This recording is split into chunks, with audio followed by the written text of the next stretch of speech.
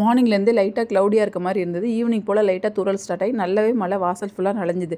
இந்த கிளைமேட்டுக்கு சூடாக ஏதாவது சாப்பிட்டா நல்லா இருக்குமே அப்படின்னு சொல்லிட்டு பஜ்ஜி போடலான்னு சொல்லி எல்லாத்தோட மண்டையும் கழுவி பஜ்ஜி போட ஸ்டார்ட் பண்ணிட்டோம். மாவெல்லாம் ரெடி பண்ண ஆரம்பிச்சதுக்கப்புறம் தான் வாழைக்காய் போய் பார்த்தா அது வாழை பழமாயிடுச்சு. ஏன்னா வாங்கி 1 வீக்குக்கு மேலே ஆகிடுச்சு. அது நல்லாவே பழுத்துருச்சு.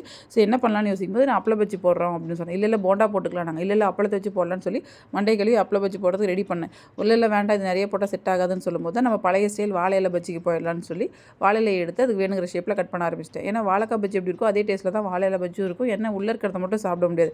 அதர்வைஸ் ரெண்டுமே சேம் டேஸ்ட்டாக தான் இருக்கும், நல்லாவும் இருக்கும். அதுக்கு மண்டை கழுவி கொஞ்சம் போட ஆரம்பித்தேன். பட் அவங்க யாருமே அக்செப்ட் பண்ணிக்கல. நாங்கள் போண்டாவுக்கே கன்வெர்ட் ஆகிக்கிறோம்னு சொல்லிட்டு அவங்க போண்டா போட ஆரம்பிச்சிட்டாங்க.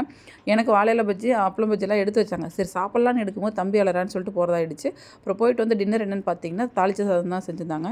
இதுக்கு எண்ணெய், கடுகு, வெங்காயம், காஞ்ச மிளகாய், கருவேப்பில், மஞ்சள் தூள் போட்டு அதுக்கப்புறம் சாதத்தை கொட்டி கிளறணும் அப்படின்னா இந்த மாதிரி ஆரஞ்சு கலரில் வந்துடும். இது கூட தயிர் ஊற்றி சாப்பிட்டோம் அப்படின்னா இந்த மாதிரி எல்லோவாக இருக்கும். எனக்கு ரொம்பவே பிடிக்கும். ஸோ நானும் கேட்டிருந்தேன், அதனால தான் செஞ்சுருந்தாங்க. தேங்க்ஸ் ஃபார் வாட்சிங்.